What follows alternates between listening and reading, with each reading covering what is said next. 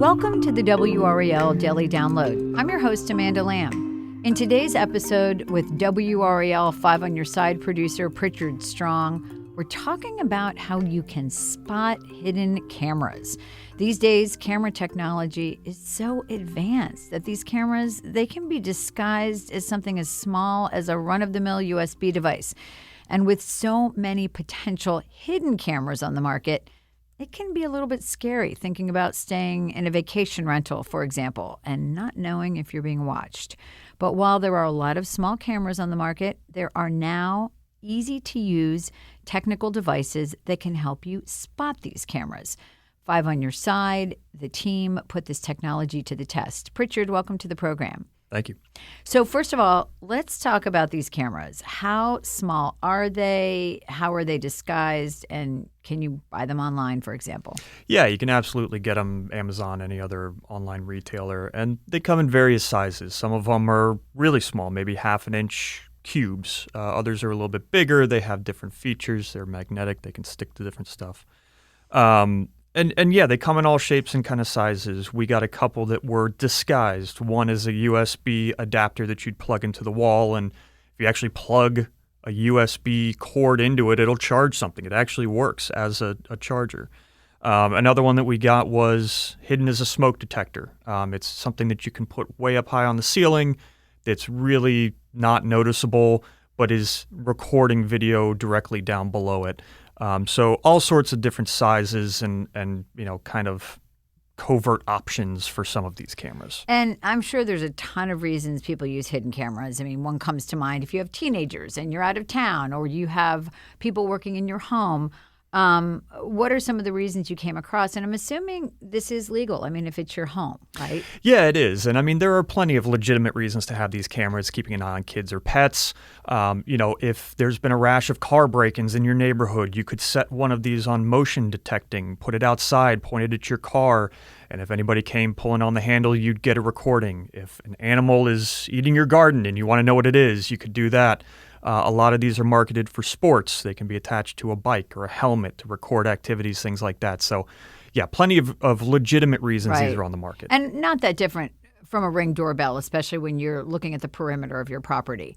But obviously, if the technology exists, people are going to use it for not so legitimate reasons. So there is now technology that can be used to spot these hidden cameras. Explain to us what that is and what that looks like. Yeah, so just as easily as you can search for a hidden camera online, you can search for a hidden camera detector. And they come in all sorts of different sizes, capabilities, qualities.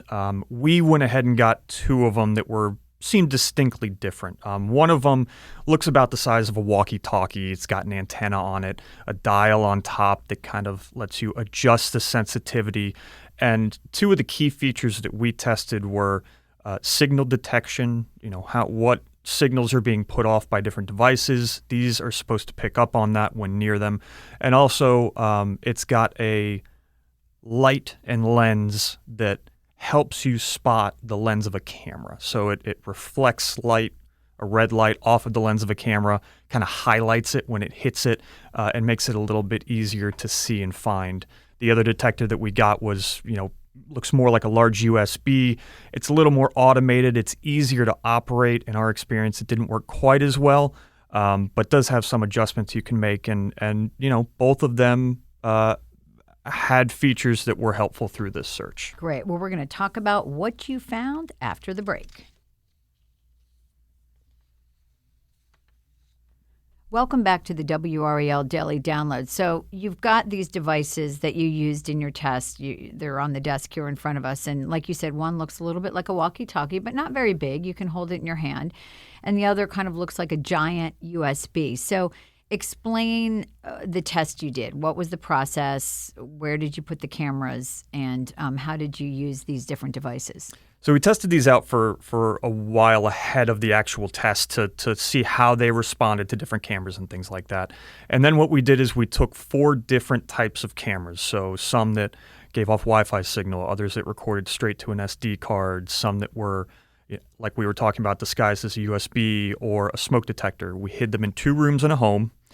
In various locations, and essentially we, gave Keely the rundown on these devices, how to detect them, what she's looking for, kind of did a little demonstration, some testing. And so she had no idea where the cameras were or what they looked like. She didn't know what they looked like either. Exactly, okay. Yeah. No idea about where we'd put them or what they look like. So we kind of sent her out into these rooms to try and see if she could use these detectors to locate these cameras. Wow. Okay. So really interesting setup there. And you had various outcomes depending on the device you used. So explain what you found and what worked and what didn't work. So first she took out this USB looking detector that's a little bit more automated. She was able to find one of the cameras using that, a camera that was hidden inside of a stuffed animal that we just placed in there. She scanned the whole room looking for that. It took about 6 minutes to find that first camera searching, but didn't ping on any of the other cameras with that particular device. The second device, which is a little bit more advanced, the one that looks like a walkie-talkie, that's really more customizable. You can really change the sensitivity of it very, very minutely. And that one hit a little bit better. It found the smoke detector, and it also found another one of the cameras that was recording to an SD device. That one was located using the light in the viewfinder that kind of pings off of those camera lenses to help you find. And what we really found in this whole thing was, it depends on what you're looking for, right? So some of these cameras give off a Wi-Fi signal. They're connected to Wi-Fi. So that's the signal that's being detected. And that's what pinged for a couple of these. But the ones that were recording to an SD card, she went directly over them with these detectors. They did not ping at all. And what it really came down to was visually finding them, the red light and that viewfinder that's on the larger detector that we have that looks like a walkie-talkie, that helped in finding one of those other ones. And the expert that we spoke with after we did this test said, really, that visual help may be even better than the signal detector because camera's not always sending off a signal. Right. And, it's interesting because I remember being in an Airbnb a couple of years ago and we saw what we thought were cameras, but we weren't sure. And so we took tape, put them over the lenses or what we thought were lenses. So given what you've learned, what is your best advice to people? This is for kind of extreme circumstances, or if you travel a lot, you're concerned about that kind of thing. These are effective. They do work, but you want to practice with them. Look at the reviews, see how they work, see which ones work for people, because you're going to get false positives. You need to know what that looks like. So testing it on a cell phone, testing it on a computer that's connected to Wi-Fi, your Wi-Fi hotspot in your house, knowing what a positive hit on the signal detection looks like, knowing what a camera lens looks like when you are looking through that viewfinder and using that red light. Practice. You're not going to take this out of the box and be able to use it like a pro instantly.